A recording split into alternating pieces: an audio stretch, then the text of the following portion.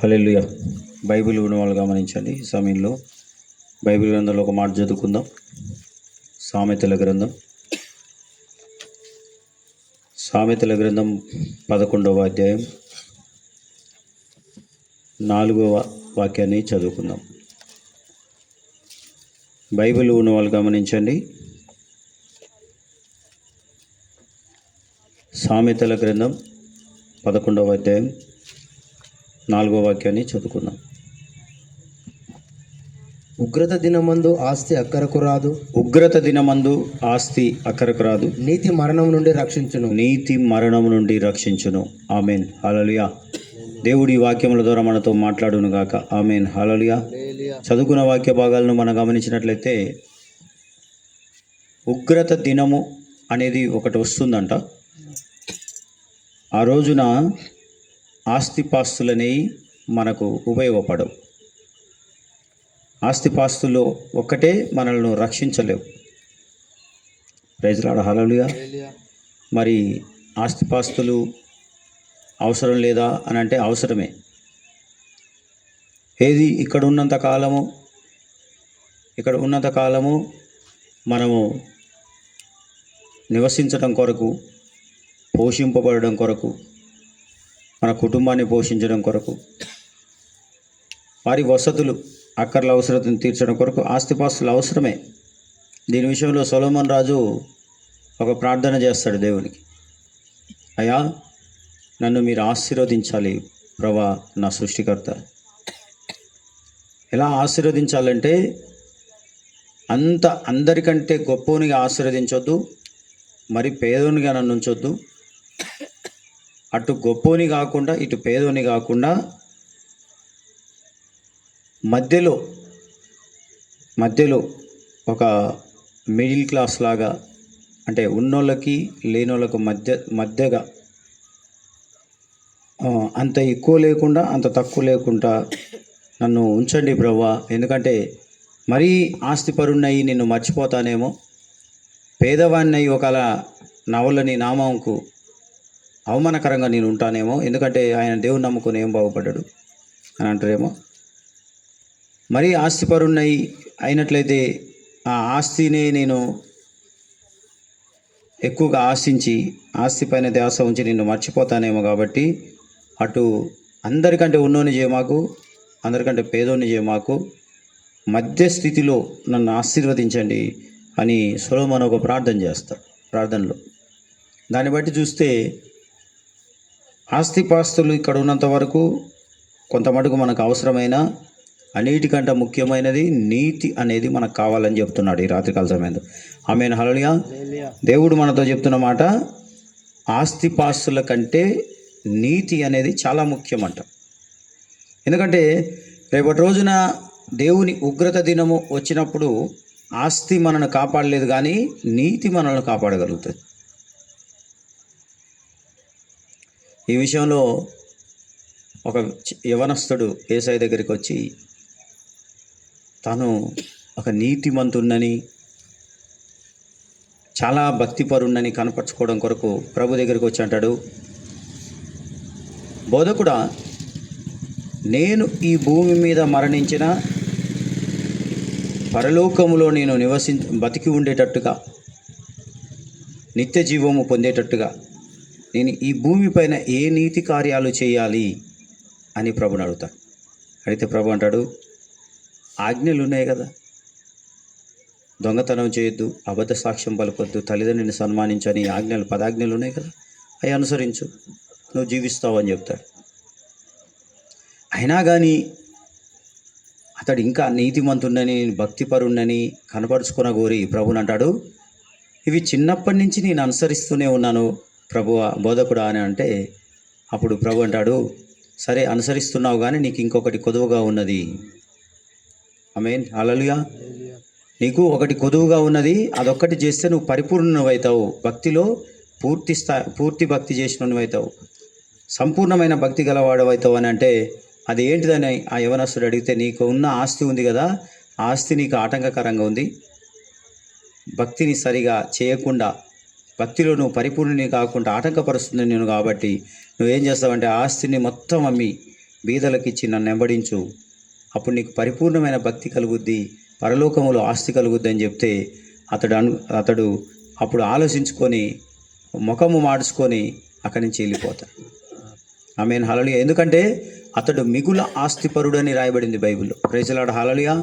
చాలా ఆస్తిపరుడు అంట. అందుకనే సొలొమోను ప్రార్థన కూడా మనం గమనిస్తే మిగుల ఆస్తిపరులు ఎక్కువగా దేవుని దగ్గరికి రారు.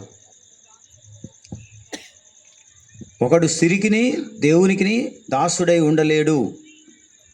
దేవుణ్ణన్నా ప్రేమిస్తాడు, ఆస్తినన్నా ప్రేమిస్తాడు.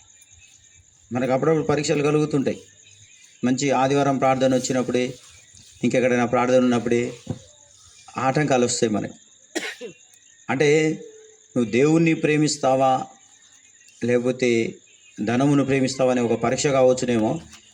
నీకు వారంలో 6 రోజులు ఉంటాయి, ఆదివారం వదిలిపెట్టి 6 రోజులు ఉంటే నీకు 6 రోజులు పని దొరకదు, ఆదివారం రోజే పని దొరికే అవకాశం ఉంటుంది. Praise the Lord, hallelujah. ప్రార్థన చూస్తాడా, పని చూస్తాడా? మన భక్తి పరిశోధించబడుతుంది. అతని పరిశోధనకు ప్రభు చెప్పాడు, నీ ఆస్తి అమ్మి బీదలకిచ్చి ఏమంటాడో చూద్దామని. అతన్ని పరిశోధించినట్లుగా ప్రభు అడిగితే, నేను దేవుని రాజ్యం కాదు, దేవుడు కాదు, నాకు కావాల్సింది నాకు ఆస్తే ముఖ్యము అన్నట్టుగా వెళ్ళిపోతాడు.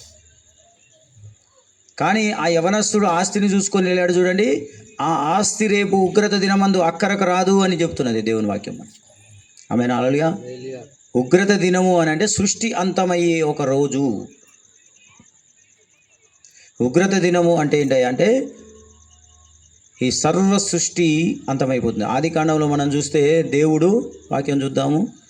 ఆదికాండంలో మనం చూద్దాం 1వ అధ్యాయం 1వ వాక్యంలో మనం చూస్తే గమనిస్తే, ఆదియందు దేవుడు భూమి ఆకాశాలను సృజించెను.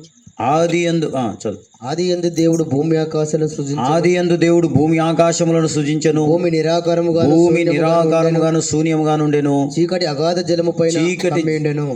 జలము పైన కమ్మి ఉండెను. దేవుని ఆత్మ జలములపై అల్లాడుచుండెను. దేవుడు వెలుగు కమ్మని పలకగా వెలుగు కలిగెను. ఆమేన్, హల్లెలూయా. అదేవిధంగా 2వ పేతురు పత్రిక 3వ అధ్యాయము 2వ పేతురు పత్రిక, పేతురు రాసిన 2వ పత్రిక 3వ అధ్యాయం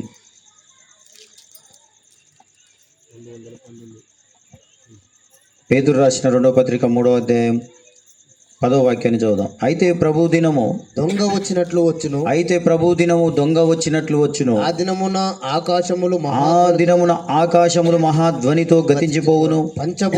పంచభూతములు మిక్కటమైన వేండ్రముతో లయమైపోవును. భూమియు దాని మీద ఉన్న కృత్యములు కాలిపోవును. ఆమేన్, హల్లెలూయా. చూసిరా, ఆదికాండంలో మనం గమనిస్తే దేవుడు ఆదియందు భూమి ఆకాశములను సృజించాడు. భూమి నిరాకారముగా శూన్యముగా ఉన్నది, ఒక అందము లేదు, భూమికి ఒక కళ లేదు. చూడండి, మనం ఇల్లు చూస్తే, మనం ఇల్లు ఎంత మంచి కట్టుకున్నా, ఎంత అలంకరణగా మనం ఇల్లు మంచి కట్టుకున్నా నచ్చినట్లుగా, కొన్ని రోజులు ఆ ఇల్లు వదిలిపెట్టిపోతే, మనం ఒక నెలలో ఆ ఇంట్లో ఉండకుండా వదిలిపెట్టిపోతే పడవ పడ్డట్టుగా అయిపోతుంది, కళ తప్పిపోతుంది. మనం గమనించినట్లయితే ఎప్పుడైనా చూడండి, మనిషి తిరిగిన చోటనే కళ ఉంటుంది. ఎప్పుడైనా అది ఇల్లు కానీ, అది చేను కానీ, ఏదైనా షాపు కానీ, ఏ స్థలమైనా కానీ మనిషి తిరిగితేనే మనిషిలో ఉన్న పవర్, ఆ ప్రసన్నత ఆ ప్రదేశం అంతా ఉంటుంది. కాబట్టి అది కళగా ఉంటుంది.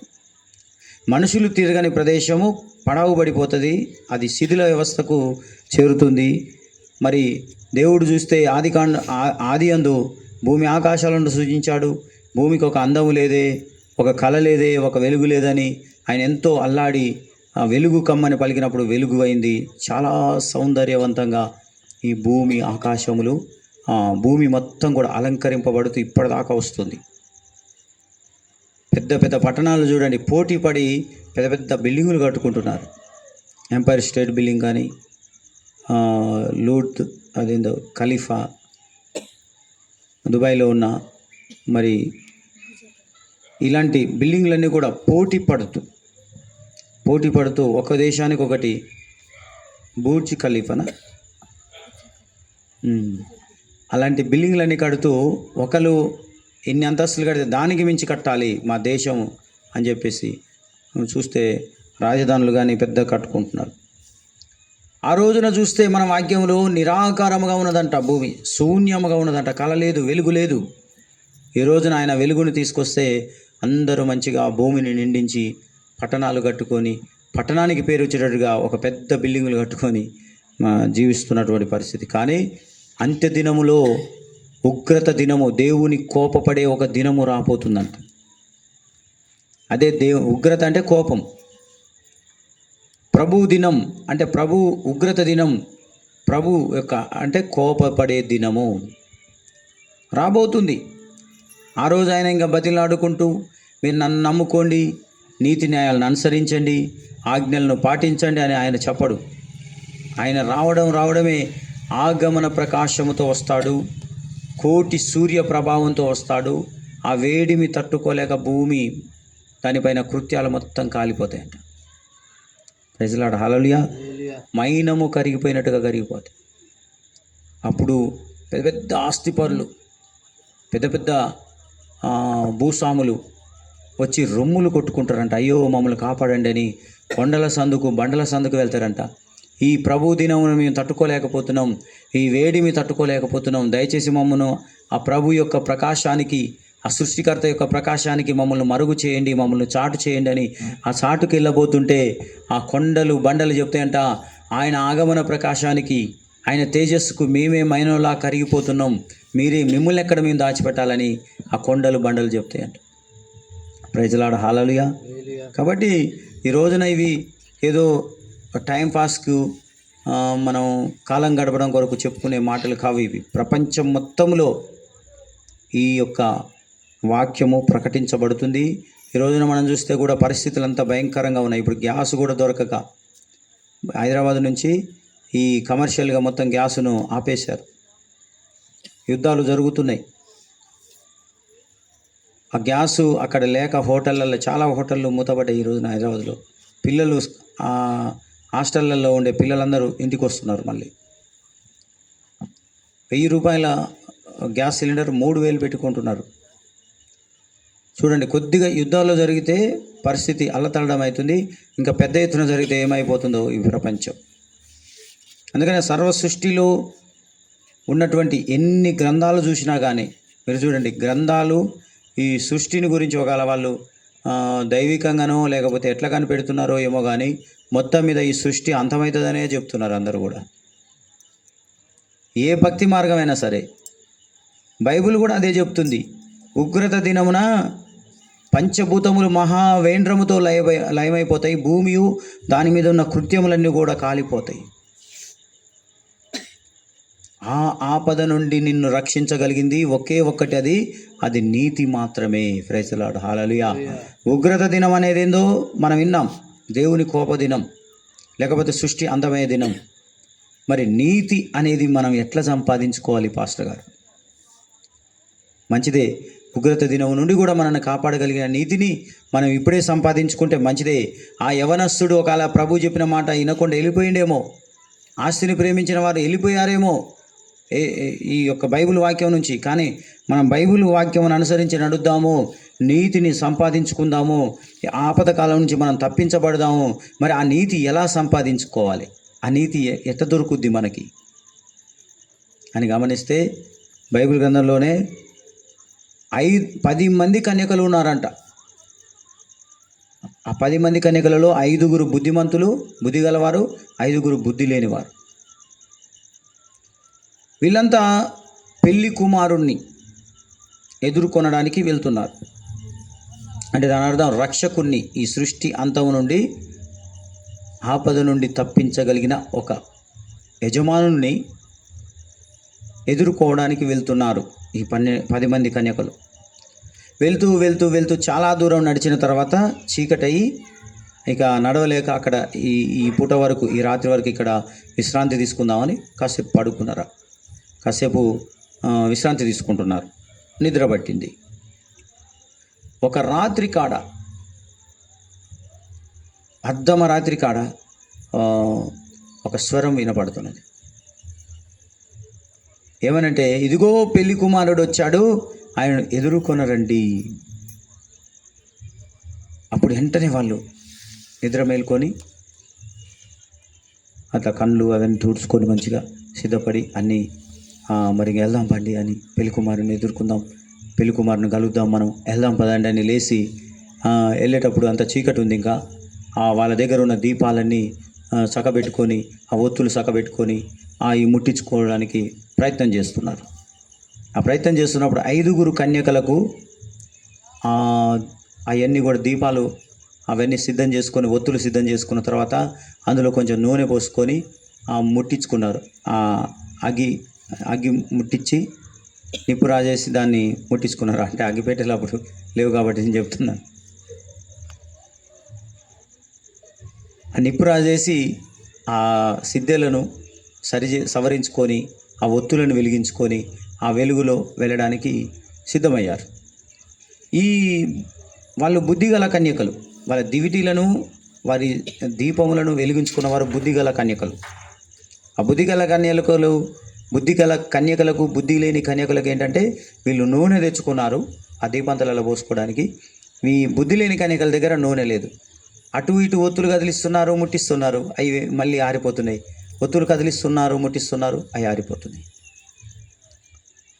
అప్పుడు వాళ్ళు అంటారు, ఈ బుద్ధిగల కన్యకలతో ఈ బుద్ధి లేని కన్యకలు అంటారు, మేము కూడా వస్తాం మీతో పాటు, దయచేసి మీ దగ్గర ఉన్న ఆ నూనెను కొంచెం మాకు పోయండి, మా దీపాలు ఆరిపోతున్నాయి, ఎందుకంటే అందులో నూనె లేదు, కాబట్టి మీరు తెచ్చుకున్న నూనెలో కొంచెం మాకు పోయండి, మేము కూడా మా ఆ దీపంతలు వెలిగించుకొని మేము కూడా మీతో పాటు వస్తామంటే వాళ్ళు అంటారు, అది ఎంత దూరం ఉందో మాకు తెలియదు, పెళ్లి కుమారుడు మనకి ఎంత దూరంలో ఉన్నాడో తెలియదు, మరి మార్గ మధ్యంలో మరి మాకు ఆ నూనె సరిపోకపోతే దీపాలు ఆరిపోతాయి, దీపం ఆరిపోతే మేము ఆ వెలుగు ఉండదు కాబట్టి చీకట్లో మేము నడవలేము, కాబట్టి మాకు మీకు అది చాలదేమో ఈ నూనె, దయచేసి మీరు వెళ్ళి అమ్మేవారి యొద్దకు వెళ్ళి కొనుక్కొని రండి అని చెప్పి వాళ్ళు అంటారు.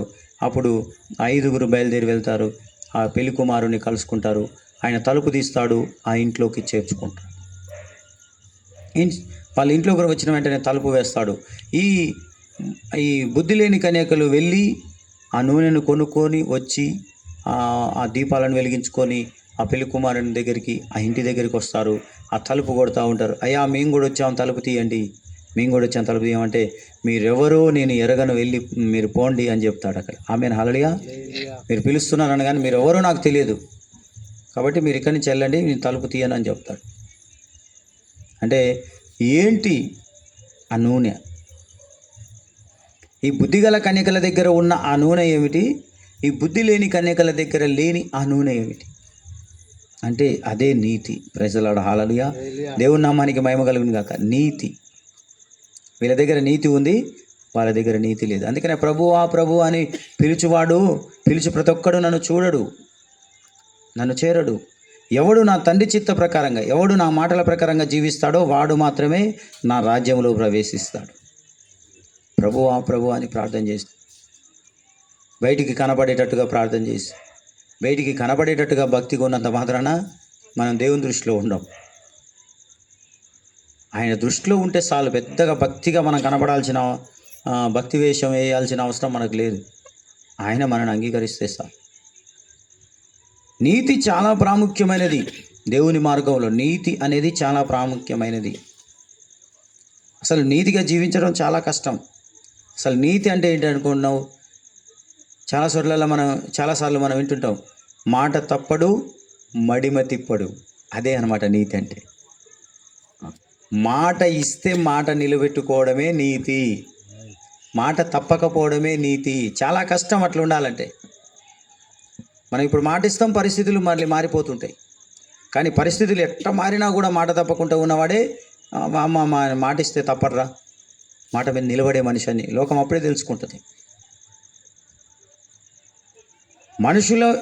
మనుషులే మాట తప్పకుండా మాట ప్రకారంగా ఉంటే విలువ ఉంటున్నప్పుడు, దేవుని మాటలను మనం, ఆయన చెప్పిన మాటలను మనం విని మాటల ప్రకారంగా మనం జీవిస్తే ఆయన దృష్టిలో నీతిమంతులుగా మార్చబడతాం. ప్రైజ్ ది లార్డ్, హల్లెలూయా. దేవుని మాట విని ఆ మాట ప్రకారంగా మనం జీవిస్తే అది నీతిగా మనకు ఎంచబడుతుంది. ఆ నీతి ఈ ఉగ్రత దినమందు మనల్ని తప్పిస్తుంది. ప్రైజ్ ది లార్డ్, హల్లెలూయా. ఎలా తప్పిస్తుందో తెలుసా? ఆయన మేఘారూఢుడై వస్తున్నప్పుడే, ఆయన ఆగమన ప్రకాశం మన మీద పడిన వెంటనే మన శరీరములు ఆయన శరీరంలాగా మారిపోతాయి. ప్రైజ్ లార్డ్, హల్లెలూయా. ఆయన వేడిమి, ఆయన వెలుతురు మనని ఏం చేయదు. ఎప్పుడూ ఈ బుద్ధిగల కన్యకల్లాగా మనం మన నీతిని ఆయన నీతిని నెరవేర్చినప్పుడు, వాళ్ళ దగ్గర ఉన్న నూనె అనే ఒక నీతిని మనం సంపాదించుకున్నప్పుడు. కాబట్టి నీతి చాలా ప్రాముఖ్యమైనది ఈ మార్గంలో. ఎంత ప్రాముఖ్యమైనదంటే ఆయన నీతి ఆయన ముందుగా నడుచును అని రాయబడింది. మరలా ఆయన అడుగు జాడలలో అది నడుచును. ప్రైజ్ లార్డ్, హల్లెలూయా. ఇది అన్నమాట మాట తప్పడు మడిమ తిప్పడు అనేది. దేవుని నీతి ఆయన ముందు నడుస్తుందంట. అమ్మా, దేవుని కన్నా గొప్పదా నీతి? చూడండి, దేవుని కంటే గొప్పదా నీతి? ఆయన ముందు నడుస్తుంది అని అనుకుంటాం మనం. పైన లైన్ చదివినప్పుడు, దాని కింది లైన్ చదివినప్పుడు ఆయన అడుగు జాడలలో అది నడుచును. అక్కడ మనకు ఏం అర్థం కావాలి మనం ఆలోచిస్తే అక్కడ ఇప్పుడు నీతి ముందు నడుస్తుందా, దేవుడు ముందు నడుస్తుందా? మళ్ళీ ఈయనండి ఆ వాక్యము. దేవుని నీతి, ఆయన నీతి ఆయన ముందుగా నడుచును, ఆయనకు ముందుగా నడుచును. ఆయన అడుగు జాడలలో అది నడుచును. ఇక చూడండి, ఇప్పుడు దేవుడు నడవక ముందు అడుగు జాడలు లేవు కదా. దేవుడు నడవక ముందు అడుగు జాడలు లేవు అక్కడ. కానీ ముందు నడుస్తున్నప్పుడు అడుగు జాడలు లేకుండా నడుస్తుందా? ఆయన నీతి ఆయనకు ముందుగా నడుచును. మళ్ళీ అంటాడు ఆయన అడుగు జాడలలో అది నడుచును. మరి ఆయన అడుగు జాడలలో ఆ నీతి నడిస్తే, ఆయన ఆ నీతి కంటే ముందు ఆయన నడిస్తేనే కదా దానికి అడుగు జాడలు దొరికేది. ఆ నీతి కన్నా ముందు దేవుడు నడిస్తేనే కదా ఆ నీతికి అడుగు జాడలు దొరికేది, అది నడవడానికి. అందుకనే ఆయన నీతి ఆయనకు ముందుగా నడుచును, మరలా ఆయన అడుగు జాడలలో అది నడుచునంటే ఆయన చెప్పేదే చేస్తాడు, చేసేదే చెబుతాడు అని అర్థం. ప్రైజ్ లార్డ్, హల్లెలూయా. ఆయన చెప్పేదే చేస్తాడు, చేసేదే చెప్తాడు. చెప్పిండంటే చేయకుండా ఉండడు. ప్రైజ్ లార్డ్, హల్లెలూయా. అదే దేవుని నీతి. ఇక ఒక్క వాక్యం మనం చూసినట్లయితే, అబ్రహాము దేవుని నమ్మెను, అది అతనికి నీతిగా ఎంచబడింది. ప్రైజ్ లార్డ్, హల్లెలూయా. ఇప్పటివరకు ఏంది మనం ఏంది మూడు విషయాలు ఈరోజు వాక్యంలో. మూడే విషయాలు. ఒకటి ఉగ్రత దినం, అంటే దేవుని కోప దినం. ఆ కోప దినం నుంచి తప్పించేది ఒక నీతి. ఉగ్రత దినము, నీతి, ఈ రెండు మాటలు. మూడవ మాట ఏంటంటే పరిపూర్ణమైన విశ్వాసం. విశ్వాసము, పరిపూర్ణమైన విశ్వాసం. అబ్రహాము దేవుని నమ్మెను, అది అతనికి నీతిగా ఎంచబడెను. అబ్రహాము దేవుని నమ్ముతాడంట. ఆ నమ్మినందుకు, ఆ నమ్మకం వలన దేవుడు అతనికి నీతిని కలగజేశాడంట. దేవునిని అబ్రహాము నమ్మితే అది నీతిగా మార్చబడింది. కానీ ఎంతవరకు అబ్రహాము దేవుని నమ్మాడు, ఇది కావాలి మనకి. ప్రైజ్ లార్డ్, హల్లెలూయా. దేవుని మనం ఎంతవరకు నమ్మితే ఆ నీతి మనకు అక్కరొస్తుంది. దాని గురించి యేసు ప్రభువే ఒక ఉపమానం చెప్తాడు చూడండి. ఒక వ్యవసాయదారుడు వెళ్ళి విత్తనాలు చల్లుతున్నాడంట పొలంలో. కొన్ని త్రోవ పక్కన పడ్డాయి, కొన్ని బాగా దుక్కిదే కానీ రాతి నేలన ఇట్లా గులకలు, ఏనే రాళ్ళు ఉంటాయి చూడండి, గులకలు బాగా కొద్దిగా పైన మెత్తటి మన నుండి కింద మొత్తం గులకలే ఉంటాయి. ఎందుకంటే దున్నంగా కొంచెం రాళ్ళు ఏరేస్తుంటాం కాబట్టి కొద్దిగా పైన మట్టి ఉంటుంది, కింద మాత్రం మొత్తం గులకలే. అలాంటి నేలలో పడ్డాయి రెండో రకం గింజలు.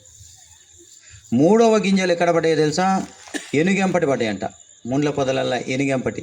భూమి మంచిదే కానీ పైన మొత్తం చెట్ల నీడ పడుతుంది.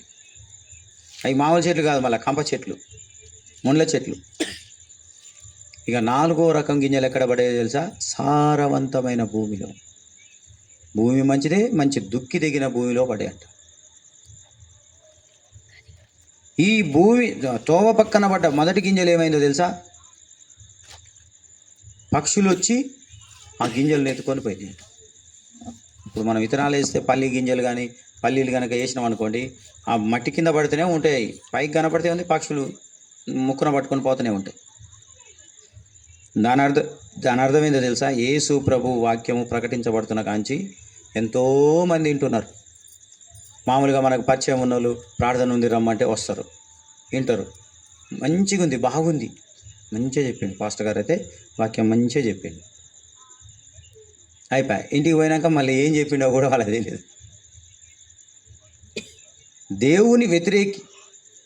దేవుని శత్రువైన అపవాది ఆ వాక్యాలు, వాళ్ళు విన్న మాటలు వాళ్ళకు మళ్ళీ గుర్తుండకుండా చేస్తాడు అనమాట.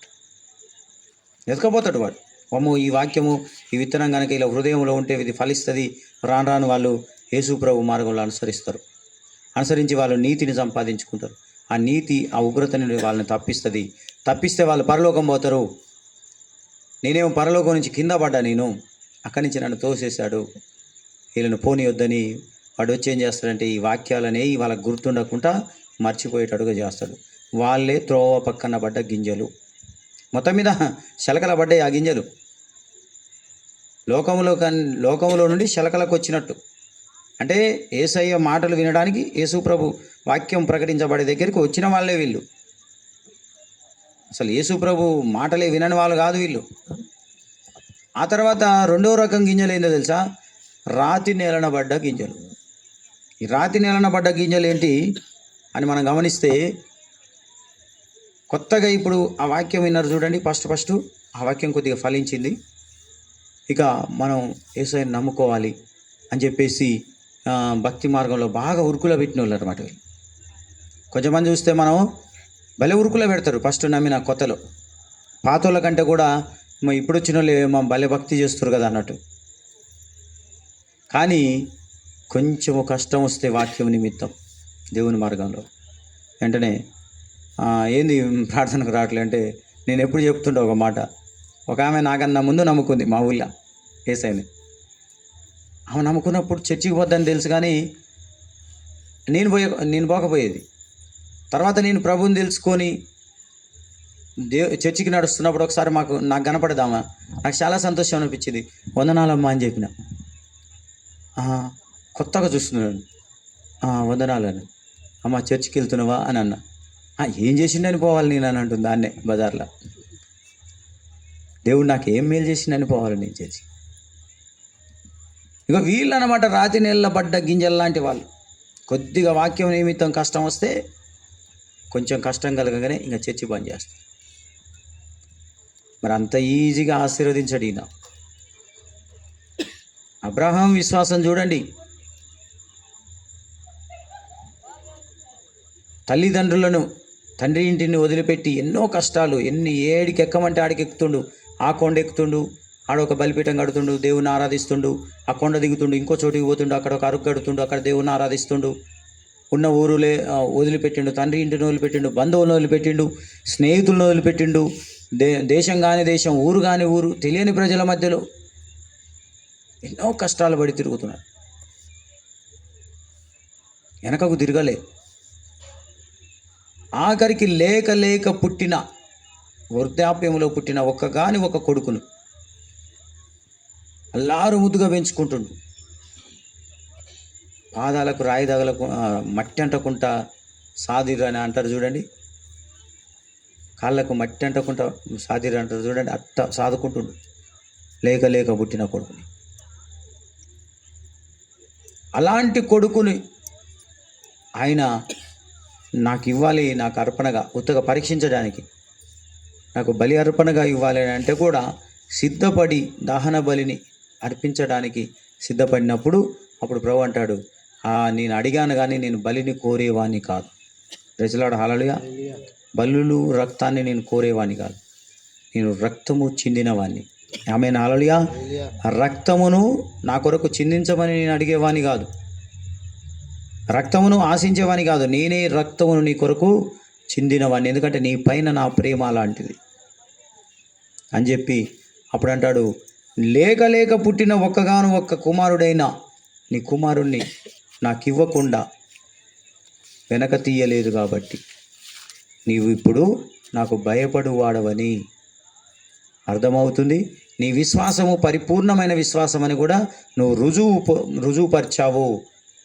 కాబట్టి నువ్వు ఇకపైన ఆశీర్వదించబడతావు. నిన్ను ఆశీర్వదించకుండా ఏది కూడా ఏది కూడా ఆటంకపరచదు. నేను నిశ్చయముగా నిన్ను ఆశీర్వదిస్తాను అప్పుడు చెప్తాడు ప్రభు. ప్రైజ్ లార్డ్, హల్లెలూయా. ఉత్త నోటి మాటలతో చెప్పేది కాదు, నోటి మాటలతో చెప్తుంటారు కొంచెంమంది. మూడవ రకం గింజలు చెప్తా చూడండి. ఈ అబ్రహామును మనం చూస్తే బైబిల్లో కొత్త నిబంధనలో యేసయ్య చెప్పిన విత్తనాలకు సంబంధించిన ఉపమానంలో మన అబ్రహాము గారు, మన పితరుడైన అబ్రహాము సారవంతమైన భూమిలో పడిన విత్తనం లాంటి వాడు. 30 60 100 ఫలించిన వాడు. విశ్వాసులకు తండ్రి అబ్రహాము. దేవునికి స్నేహితుడు అనే పేరు సంపాదించుకున్నాడు. విశ్వాసులకు తండ్రి అనే పేరు సంపాదించుకున్నాడు. సారవంతమైన భూమిలో పడిన ఒక విత్తనము లాంటి వాడు అబ్రహాం. మూడవ రకం గింజలు ఎవరో తెలుసా? నోటితో మాత్రమే చెప్పే విశ్వాసం కలిగిన వాడు. మేము ఫస్ట్ నుంచి నమ్ముకున్నాం తెలుసా. అసలు మేము నమ్మినప్పుడు అయితే అసలు ఈ ఊళ్ళో ఎవరు నమ్మలేదయా యేసయ్యను అంటాడు ఒక ఆయన. ఇంకోటి తెలుసా పాస్టర్, నువ్వు నిన్నమన్నా వచ్చినావు మా ఊరికి, కానీ అసలు ఈ ఊర్లో ఫస్ట్ నమ్ముకుంది నేనేనయ్యా. ఇంకో మాట చెప్పనా, ఏ పాస్టర్ వచ్చినా కానీ మా ఇంట్లో అడుగు పెట్టాల్సిందే, మా ఇంట్లో భోజనం చేసి పోవాల్సిందే. మరి ఇప్పుడు వెళ్తున్నారా బ్రదర్ చర్చి కంటే? ఈ మధ్య కొంచెం ఆటంకాలు ఎదురై నేను పోవట్లేను, కానీ అసలు నమ్ముకుంది అయితే ఫస్ట్ నేనే. నమ్ముకొని వదిలేసిండు అనమాట. కానీ అబ్రహాము తన సొంత కుమారుణ్ణి, ఆస్తిపాస్తులు ఎన్నన్నీ ఇస్తాం మనం. మన పిల్లలకి ఏదైనా ఆపద వస్తే హాస్పిటల్లో అనుకోండి, డాక్టర్లు చెప్తే బతకడు, ఆపరేషన్ చేయాలి, ఎవరైనా సరే సహజ ఉదాహరణకు చెప్తున్నా. ఒక తల్లిదండ్రులు పిల్లల కోసం ఏం చేస్తారంటే, వాళ్ళ పిల్లల హాస్పిటల్ ఉండి ఏదైనా ఆపద వచ్చింది, ఏదైనా ఆపరేషన్ చేయకపోతే ప్రాణాలకు ప్రమాదం అని చెప్తే ఏదైనా అమ్ముకొచ్చి అయినా సరే, అది ఇల్లు కానీ పొలం కానీ ఏ ఆస్తి కానీ ఏమైనా దాచిపెట్టుకున్న బంగారం కానీ అమ్ముకొచ్చైనా కానీ పిల్లలను రక్షించుకుంటారు, పిల్లల్ని కాపాడుకుంటారు. అలాంటిది ఆస్తిపాస్తులను అడగలే దేవుడు, వెండి బంగారాలను, భూమి ఇవన్నీ అడగలే. ఒక కుమారుణ్ణి, నీకు లేక పుట్టిన కుమారుణ్ణి నాకు బలిగా అర్పించాలి అంటే 3 రోజుల ప్రయాణం పోయి ఆ మోరియా పర్వతములలో ఒక పర్వతం మీద అక్కడ అరుగు కట్టి ఆ కట్టెలు పేర్చి తన కుమారుని కాలు చేతులు కట్టి ఆ కట్టెల మీద పెడితే ఇలా ఖడ్గం తీసుకొని అర్పించడానికి ఇట్లా కత్తి పైకెత్తిన వెంటనే ఆకాశం నుండి పిలుస్తాడు దేవుడు, అబ్రహామా అని అంటాడు. చిత్తం ప్రభువా, ఆ చిన్నవాని మీద నువ్వు చెయ్యి వేయొద్దు. ఆమేన్, హల్లెలూయా. కారణం ఏంటంటే నేను బలిని కోరేవాణ్ణి కాదు, రక్తమును అడిగేవాణ్ణి కాదు, రక్తమును చిందించిన వాణ్ణి. మానవులని మీ పట్ల, మనుషుల పట్ల నా రూపంలో చేసుకున్న నీ పట్ల నాకున్న ప్రేమ ఏంటంటే రక్తమును నీ కొరకు, నా ప్రాణమును నీ కొరకు పెట్టేవాని కానీ నీ ప్రాణము కోరుకునేవాని కాదు. అప్పుడు అబ్రహాం అటు ఇటు చూస్తే ఒక పొటేలు కనపడేది పొదలలో. అటు ఇటు చూస్తే ఆ చెట్లలో ఒక పొటేలు కనపడితే ఆ పొటేలుని తీసుకొచ్చి అక్కడ అర్పిస్తారు. బైబిల్లో చూస్తే మనకు రాయబడి ఉంది, ఆ పొట్టేలే మన ప్రభు అయిన యేసుక్రీస్తు. ప్రైజ్ లార్డ్, హల్లెలూయా. ఇస్సాకుకు ప్రతిగా బలియాగంగా మారిన వాడు, ఈరోజు ఎన్నిక లేని, యోగ్యత లేని నాలాంటి వాడిని వాక్యం చెప్పేటట్టు చేసిన వాడు, ఇక్కడ మిమ్మల్ని ఆయన స్వరక్తం ఇచ్చి సంపాదించుకుని వాక్యం వినేటట్టుగా మిమ్మల్ని చేసిన వాడు, ఆ ఇస్సాకుకు ప్రతిగా బలిగా అర్పించబడిన మన ప్రభు అయిన యేసుక్రీస్తు. ఆయన నామానికి మహిమ కలుగును గాక. ఆమేన్, హల్లెలూయా. మరి ఒక 10 నిమిషాలు కూడా ఇక్కడ నిజంగా నమ్మకపోతే కూర్చోలేరు. విన్నారండి? మనసు పూర్తిగా ఏదో కొద్దిసేపు కూర్చొని వినడం వేరు, మనసు పూర్తిగా ఇంకొంచెం విందాము వాక్యం అనే ఆ ప్రేమ, అవన్నీ కూడా నిజంగా మనం ఆయన రక్షణను మనం అంగీకరిస్తే, లేక ఆయన చేత రక్షింపబడితేనే ఈ మాటలు వినగలుగుతాం. అక్కడ 3వ రకం గింజలు వాళ్ళు మాటకు చెప్తారు, కానీ ఊరికి ఏడ కూర్చున్నా వాళ్ళ ఇల్లు మీద, ఆస్తి మీద ఐమిక విచారం, ధనామోసం ఏం చేస్తుందంట, పరిపక్వంగా ఫలించకుండా చేస్తుంది వాళ్ళని భక్తిలో. ఆ ముండ్ల పొదలు అవి ఉన్నాయి చూడు, ఆ నీడ పట్టుకొని యాడికి ఎదుగుతారు మీరని ఇట్లా అదివి పట్టుకుంటాయి. ఆ ముళ్ళ పొదలు, ఆ ఏనుగు ఏంటంటే ఐమిక విచారం. ప్రైజ్ లార్డ్, హల్లెలూయా. అసలు నిజంగా దేవుని ప్రేమించే వారికి అన్న ప్రార్థన ఉంది అని అంటే, ఒక మాటల పరిస్థితులు, ఇల్లు, భార్య, పిల్లలు, సంసారం, ఇవన్నీ ఖర్చులు ఉండి రాలేకపోతే నేను చెప్పలేను, కానీ అసలు సాధ్యమైనంత వరకు అయితే మనసు ఉంటే మార్గం ఉంటుంది అంటారు చూడండి. ఏదైనా ప్రార్థన ఉంది పోదామంటే మనసు ఉంటే మార్గం ఉంటుంది. కాబట్టి ఆ విధంగా మనకు ఎక్కడనైనా ప్రార్థన పాటలు ఆడ ప్రార్థన పెట్టారు, పాటలు వినపడుతున్నాయి అంటే మనకి ఎంపటైంది ఆడికి పోయి ఒక పాట పాడితే బాగుండు, ఆ ప్రార్థనలో పాలు పొందితే బాగుండు అనేది మనకు అనిపిస్తూ ఉంటుంది. కాబట్టి ఈ ఐమిక విచారం ఏంటంటే అక్కడికి వెళ్ళకుండా మనల్ని చేస్తుంటుంది. ఒకవేళ వెళ్ళినా కూడా ఆ వాక్యం వినకుండా చేస్తుంటుంది. ధనామోసము ఐమిక విచారం ఏం చేస్తుందంటే ఈ మూడో రకం గింజల్ని అట్లా అదిమి పట్టుకుంటుంది. కాబట్టి వారి పరిపక్వంగా ఫలించరు. ఏది ఆ యవనస్తుడు వచ్చి యేసయ్యను అడిగితే నీతిని బాగానే అనుసరిస్తుండు, కానీ నీకున్నదంతా అమ్మి బీదలకి ఇమ్మంటే వెళ్ళిపోయింది చూడండి. ఆయన పరిపక్వంగా ఫలించలే. ఒక్కటి కొదువుగా ఉందంటే ఏంటిది అంటే నీ ఆస్తి నమ్మ అంటే నేను ఆస్తి నమ్మను, నిన్నైనా వదిలిపెడతా. ప్రజలాడు హల్లెలూయా.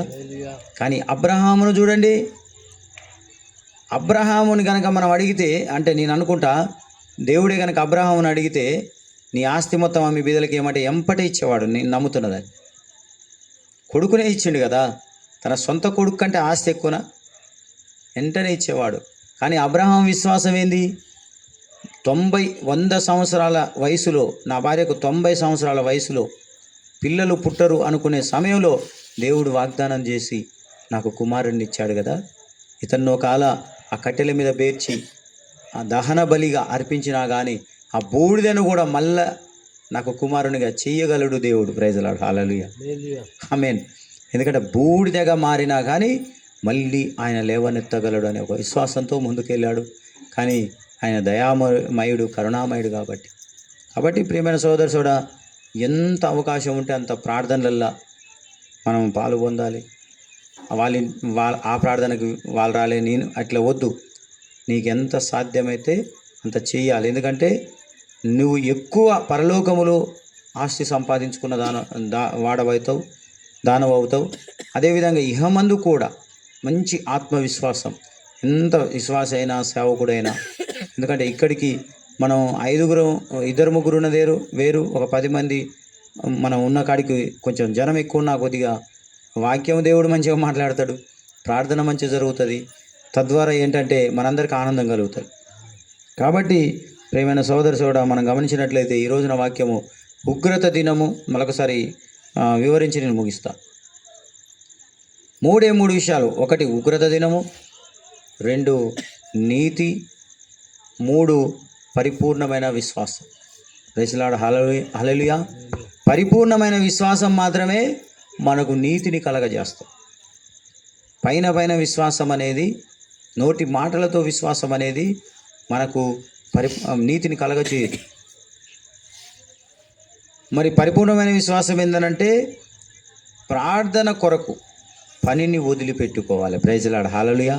ప్రార్థన కొరకు అంటే మరి ముఖ్యంగా నేను చెప్పేది ఆదివారం ఆరాధన మాత్రం 6 రోజులు పని చేయమన్నాడు, 7వ రోజు విశ్రాంతి తీసుకోమన్నాడు. కాబట్టి ప్రతి ప్రార్థన కానీ నేను అంటలేను. సేవకులకేమో మాకు అది బాధ్యత.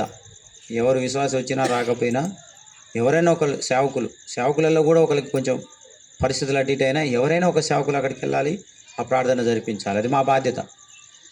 విశ్వాసులకి ప్రతి ప్రార్థనకు రావాలని ఉండకపోవచ్చు, కానీ ఆసక్తి ఉంటే వీలుంటే మీరు రావచ్చు, మంచిది మీకు.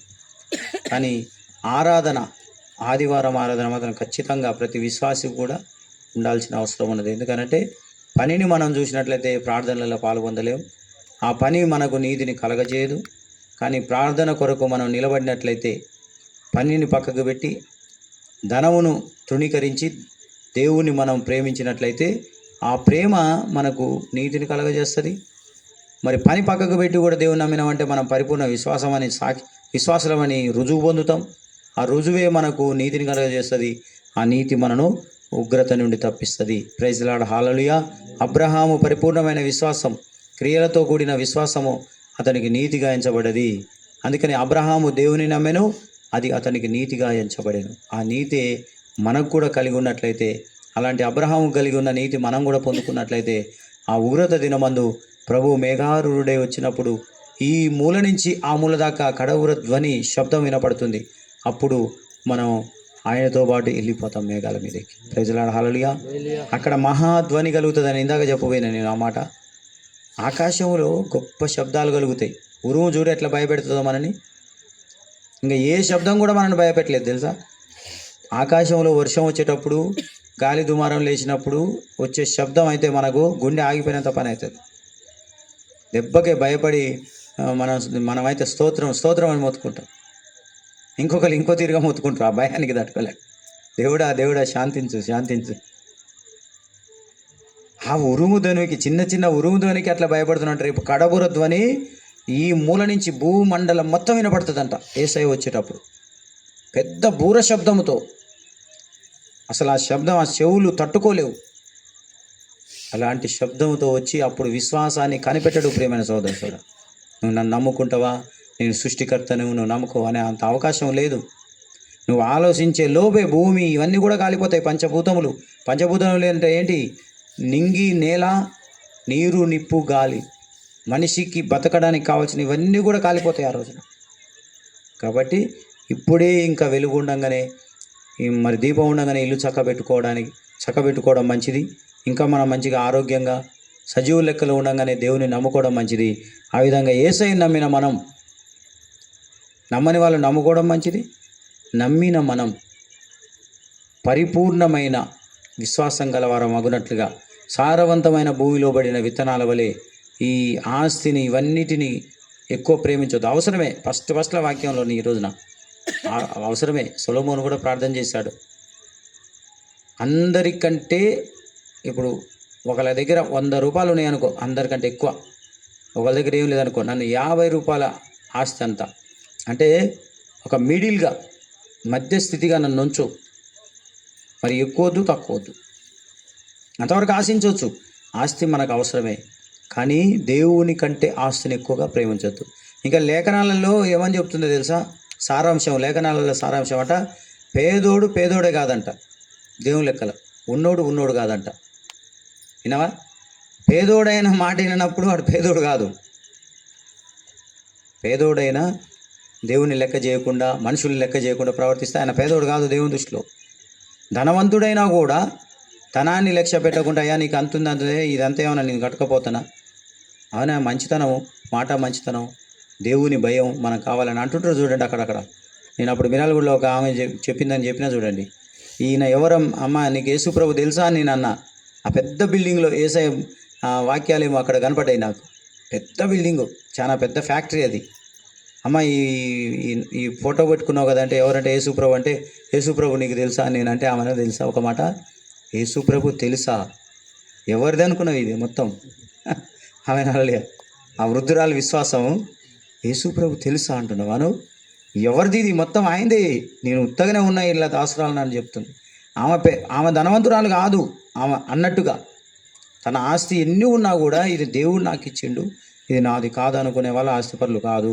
కానీ ఏమీ లేని దీనస్థితిలో ఉండి కూడా చూడండి, వాళ్ళు అస్సలు లెక్క పెట్టకుండా మాట్లాడతారు చూడు. వాళ్ళు పేదోలే కాదు, వాళ్ళు వినరు, దేవుని మాటలు వినరు, మనుషుల మాటలు వినరు, దేవుని లెక్క పెట్టరు, మనుషులను లెక్క పెట్టరు. అలాంటి వాళ్ళు నీతిని సంపాదించుకోలేరు. రేపు ఉగ్రత దినమందు వాళ్ళు ఇబ్బంది పడతారు. కాబట్టి ఆస్తిపాస్తులు అవసరమే, ఎంతో కొంత ఉండాలి. ఉన్నా కూడా దేవుని కంటే ఎక్కువగా మనం భావించొద్దు. అప్పుడు మాత్రమే అది మనకు నీతిగా ఎంచబడుతుంది. ఆ నీతి ద్వారాగా, ఆ నీతిని ఆయనే మనకు కలగజేసి, మరి ఆ నీతి ద్వారా మనను ఆ ఉగ్రత దినం నుండి ఆయన తప్పించునుగాక. దేవుడి వాక్యములను దీవించునుగాక. ఆమేన్, హల్లెలూయా. చివరి ప్రార్థన చేసుకునే ముందు ఒక పాట పాడుకుందాం.